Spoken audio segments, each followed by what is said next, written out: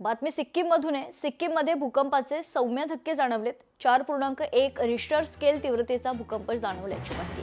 कोणतेही मोठं नुकसान किंवा जीवितहानी खरं तर या भूकंपाच्या घटनेमध्ये झालेली नाहीये।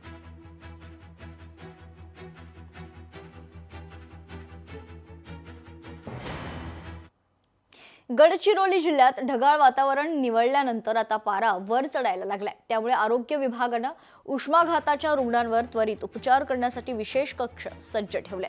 जिल्हा सामान्य रुग्णालयासोबत जिल्ह्यातील उपजिल्हा आणि ग्रामीण रुग्णालयांमध्येही अशी व्यवस्था राहणार असल्याचे जिल्हा शल्य चिकित्सक डॉक्टर वर्षा लहाडे यांनी सांगितले।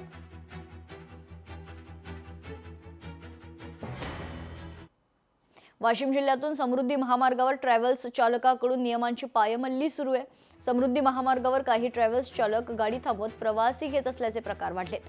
यामुळे अपघाताचा धोका वाढत असून इतर वाहन चालकांच्या सुरक्षिततेलाही गंभीर धोका निर्माण झालाय। नियमबाह्य थांबे, वेगावर नियंत्रण नसणं आणि प्रवाशांना अनधिकृतपणे उचलणं या प्रकारांमुळे समृद्धी महामार्गाच्या सुरक्षेवर प्रश्नचिन्ह उपस्थित होते। या प्रकारांकडे प्रशासनाने तातडीने लक्ष देऊन कडक कारवाई करण्याची मागणी होते।